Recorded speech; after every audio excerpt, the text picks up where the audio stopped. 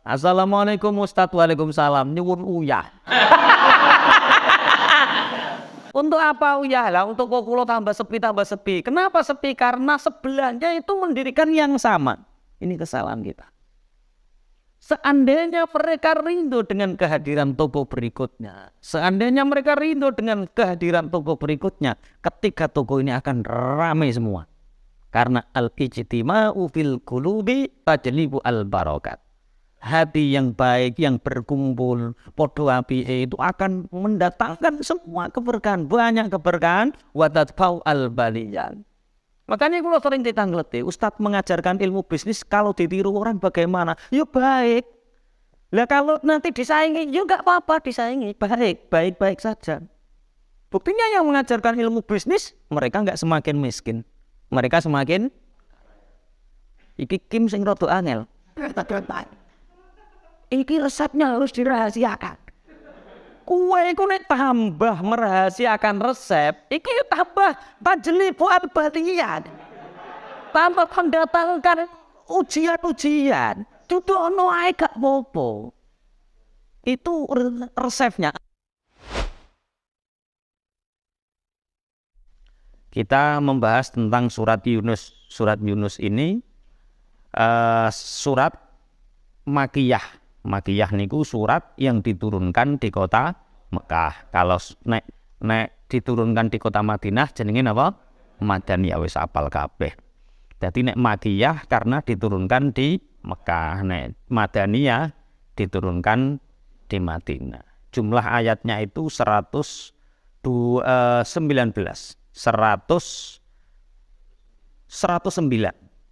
Au asyrun ayatin atau 110 ayat. Bismillahirrahmanirrahim. Alif Lam Ra. Tilka ayatul kitabil hakim. Alif Lam Ra. Namun Gusti Allah ingkang pirsa, hanya Allah yang tahu tentang artinya Alif Lam Ra. Tilka ayatul kitabil hakim. Ayat-ayat Al-Qur'an itu adalah ayat-ayat yang kokoh, yaitu ayat-ayat Al-Qur'an Al-Hakim. Al-Hakim itu yang dikuatkan. Menurut beberapa ulama ahli tafsir atau mufassir, niku ndarani Al-Hakim itu artinya ayat Al-Qur'an ini tidak akan bisa berubah sampai ila yaumil qiyamah. Jadi terjaga. Ayatnya terjaga, suratnya terjaga, sampai hurufnya terjaga. Hurufnya Al-Qur'an itu terjaga. Sampai Inna Ibrahima misalnya, lafaz Ibrahim itu dalam Al-Qur'an yang pakai nabroh ada berapa, yang tidak pakai nabroh itu ada huruf. Itu banyak ulama yang tahu. Neneng surat iki Ibrahim nganggo nabroh ada huruf. Eneng yae. Eneng sing iki gak nganggo ya. Langsung him hae panjang. Jangankan suratnya berubah. Lah sing jaga sampean aku gak ngerti loh ya. Jadi kenapa ayat Al-Qur'an ini tidak akan pernah berubah? Karena memang sudah dijanjikan Allah, inna nahnu nazzalna dzikra wa inna lahu lahafidz. Aku yang menurunkan Al-Qur'an dan aku sendiri yang akan menjaga Al-Qur'an itu sendiri. Tapi kan semakin banyak orang zaman akhir ingin merubah Al-Qur'an. Orang zaman akhir itu ijek pinter orang ahli lughat saat Al-Qur'an diturunkan. Itu pun ditantang karo Gusti Allah. Kalau memang kalian ingin merubah Al-Qur'an dan ingin nyauri Al-Qur'an, kumpulkan seluruh manusia dan jin. Kumpulkan mereka semua untuk membuat satu ayat yang sebanding dengan Al-Qur'an. Sebanding maknanya, lafadznya, balaghnya, kesempurnaannya, artinya semuanya bandingkan. Dan sampai hari ini dan ila yaumil qiyamah, sampai hari kiamat nanti, tak ada satupun orang yang bisa membuat satu ayat yang sebanding dengan Al-Qur'an. Nah, sekarang banyak orang, ya Gusti Allah dilalai zaman akhir ya akeh. Tidak hanya orang-orang sepuh yang sakniki gila menghafalkan Al-Qur'an. Anak-anak kecil sekarang banyak yang ingin hafal. Saya mengatakan ingin loh, ya hafal tenan aku ya ora roh. Bahkan hari ini sekolah-sekolah yang di situ ada tahfidznya laris manis seperti kacang goreng. Tapi hafal tenan ta ora ya? Enggak tahu. Setahu saya pondok-pondok yang tahfidz, pondok-pondok yang betul-betul bisa memungkinkan itu ya 1 tahun ya 1 orang, 2 orang, 3 orang, rombongan itu ya hafal sih hafal, tapi mungkinnya kita nggak tahu. Nah, pondok sini ya bentahun insyaallah ya ono syahadah, ada yang dapat syahadah, bentahun ada. Bismillahirrahmanirrahim. Najan orang gawe pondok tahfidz jenengi lho ya. Daripada sekolah 6 tahun bisa hafidz Quran, pinter teknologi, pinter kedokteran, walah kau wape pinter. Tapi yo gak tahu ini sing lulus, 30 ya ora tahu ini. Masyaallah. Tilka ayatul kitabil hakim. Jadi kita beriman kepada Al-Qur'an, kita beriman kepada kitabnya Allah Al-Hakim. Al-Hakim itu artinya sampai besok di hari kiamat ayat Al-Qur'an ini tidak akan pernah bisa berubah. Allah yang menjaganya. Dan ini bukti mukjizat. Mulanya disebut ayat. Bukti apa? Mukjizat. Tapi lucunya, mukjizat yang sudah nyata di depan kita nggak mau mempelajarinya. Aneh. Ono wong Islam nggak bisa baca Quran, aneh. Tapi ada gangguan wong kapas lagi berbondong-bondong ngaji terus libur loh. Keterak PPKN. Nah, itu ujian sebenarnya. Iku cara PPKM kok singkat apa iku? Nah, Mas Taib PPKM enggak? Pengen poligami nggih? Pengen poligami, kekurangan modal. Nek aksa PPKM wis bisa karepe ngono. Dadi ya itu ujian. Tapi bukan berarti terus nanti tahapan yang awal bisa baca Quran.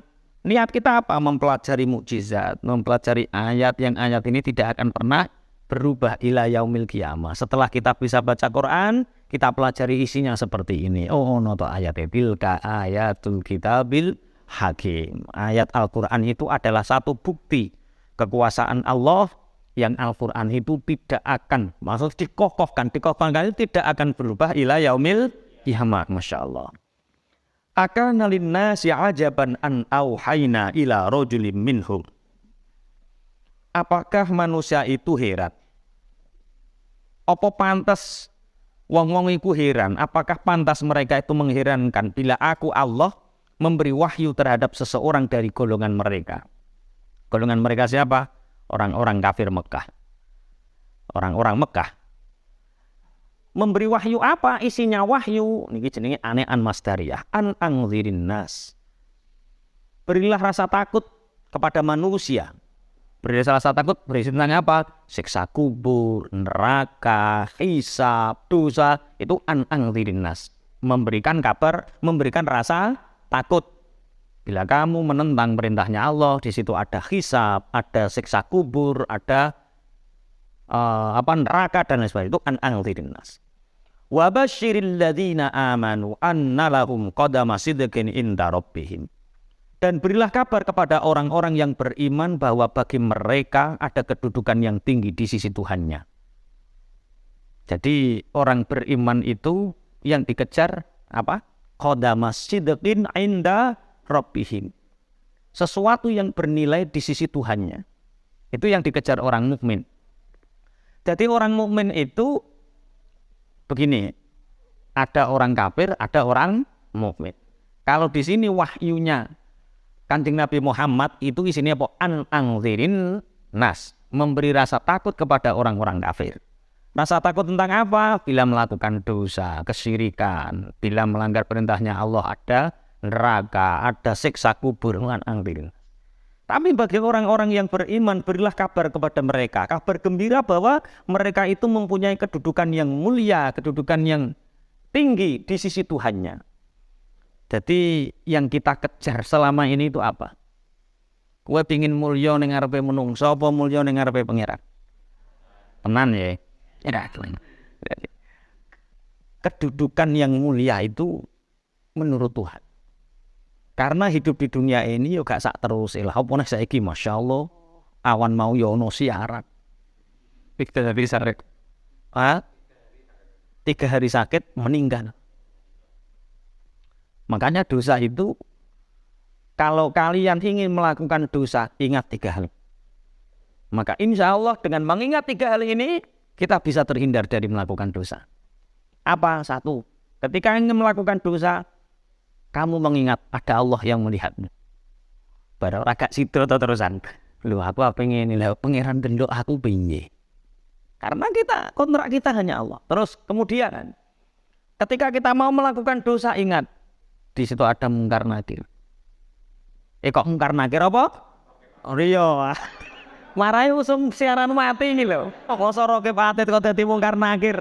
Astagfirullah, astagfirullah. Apa? Ingat ada siapa? Rokib atit yang mencatat amal kita. Yang mencatat amal kita. Kemudian yang ketiga,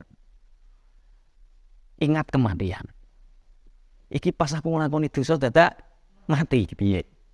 Apalagi kematian sekarang begitu mudah. Ini padha masteran kabeh rak perkara wedi mati to kowe. Ya, padahal bagi orang mukmin.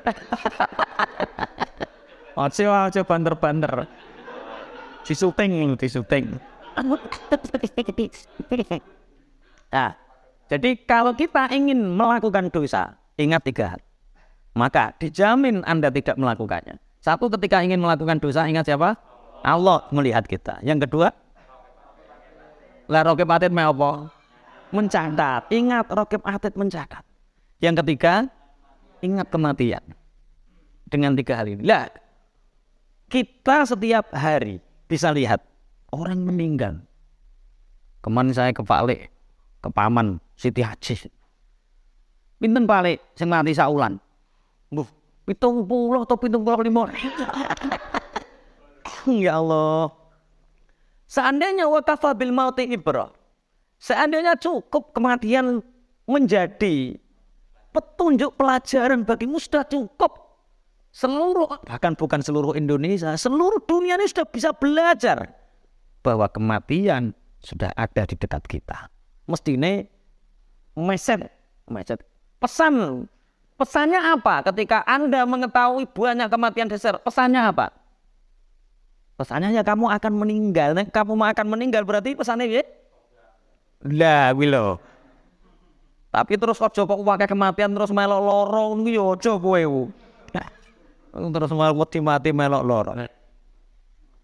Tapi saya yakin ya. Ada satu makalah, saya ini lupa ini hadis atau makalah biasa. Tapi orang itu seandainya hatinya selamat. Al-ijtima'u fil qulubi. Al-ijtima'u fil qulubi, orang yang hatinya bersatu, berkumpul. Artinya atine wong-wong do apik. Tidak ada rasa iri, dengki, tidak ada persaingan. Ikut tajlibu al-barokat, akan menarik banyak keberkahan. Wa tadfa'u al-baliyah, dan akan menolak semua baliyat, ujian dan keburukan. Jadi misalnya ini, ada toko 1, toko 2, toko 3 yang dijual sama. Kira-kira hati mereka itu bersatu atau bertempur hatinya? Assalamualaikum Ustaz, waalaikumsalam. Nyuwun uyah. Untuk apa uyah lah? Untuk kok kula tambah sepi. Kenapa sepi? Karena sebelahnya itu mendirikan yang sama. Ini kesalahan kita. Seandainya mereka rindu dengan kehadiran toko berikutnya, ketika toko ini akan ramai semua. Karena al-ijtima'u fil qulubi tajlibu al-barakat. Hati yang baik, yang berkumpul, podo api itu akan mendatangkan semua keberkahan, banyak keberkahan. Wa tadfa'u al-baliyan. Makanya kalau sering ditangleti, Ustadz mengajarkan ilmu bisnis, kalau ditiru orang bagaimana? Ya baik. Lah kalau nanti disaingi, ya nggak apa-apa disaingi, baik saja. Buktinya yang mengajarkan ilmu bisnis, mereka nggak semakin miskin, mereka semakin iki Kim sing rada angel. Iki resepnya harus dirahasiakan. Kue iku nek tambah merahasiakan resep, iki tambah tajlibu al-baliyat. Tambah mendatangkan ujian. Dudono ae gak apa-apa. Itu resepnya al-ijtima'u fil qulub. pom mini didirikan di sini. Kene ning gawe pom mini nae. Wes waduh kira sudur. Tambah, lan buka pom gede. Lah kok tambahane seminggu pisan kering.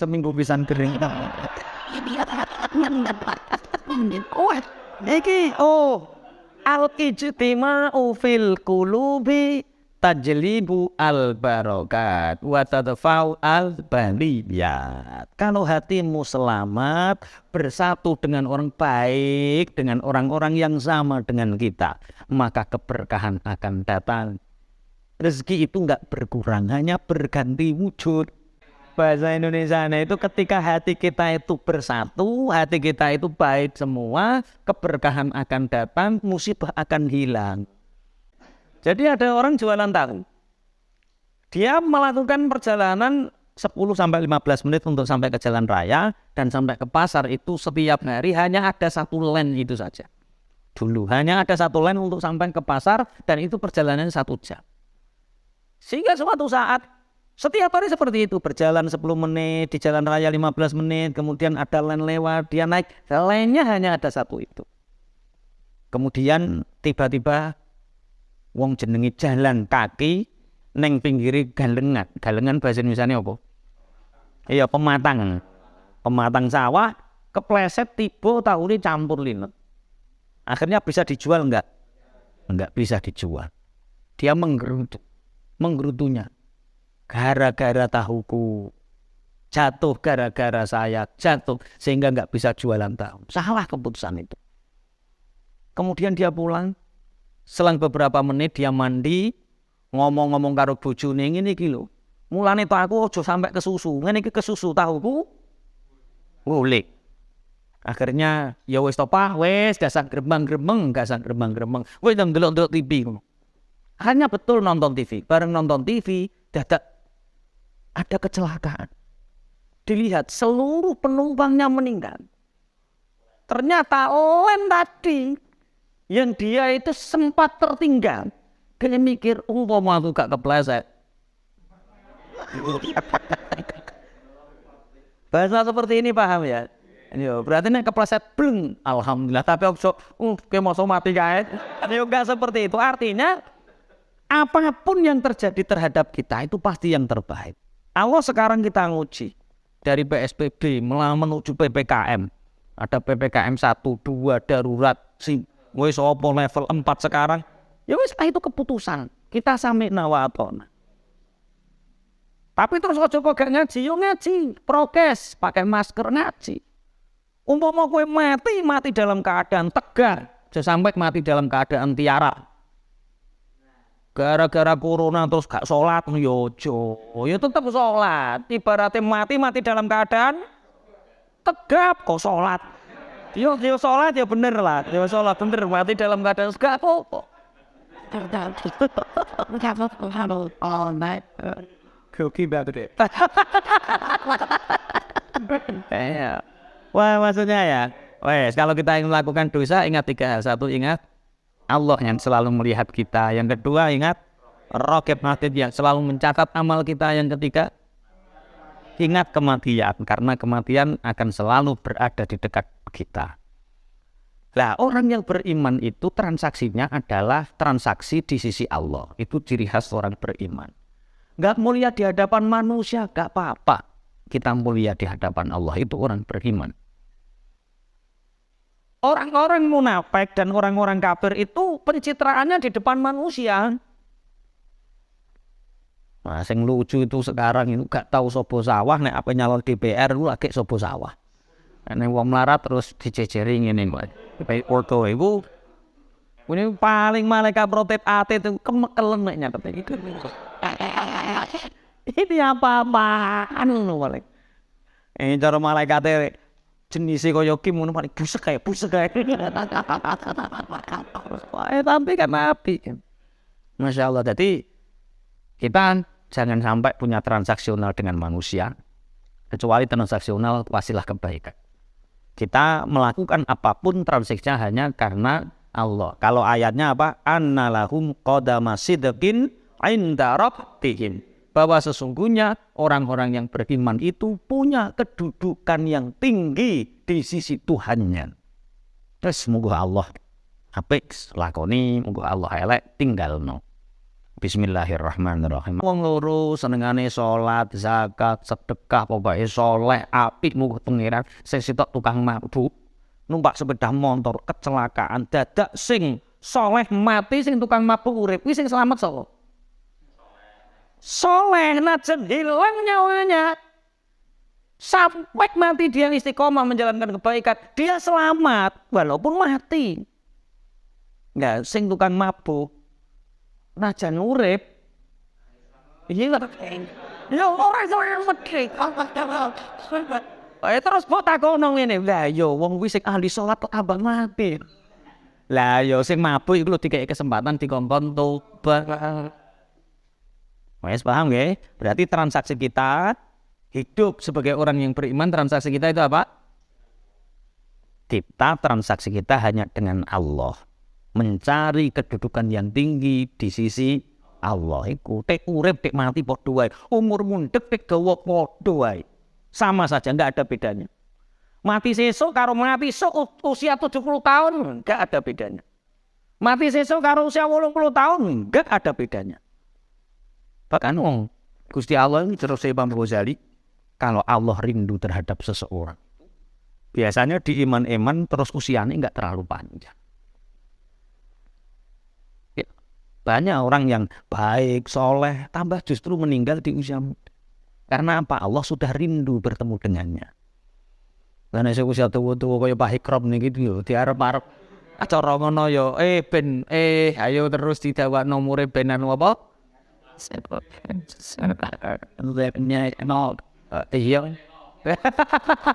Ya ben ngaji terus ngono lho maksudnya, ben ibadah terus, ben Allahumma amin pun.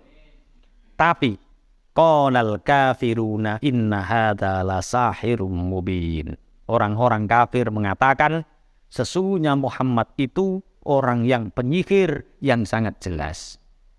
Orang-orang kafir mengatakan Al-Quran ini adalah yang menyihir dengan jelas. Jadi ini ada dua pentafsiran. Hadza ini ada yang kembali kepada kanjeng Nabi Muhammad. Muhammad itu tukang sihir. Lah ya diarani apa? Muhammad itu tukang sihir.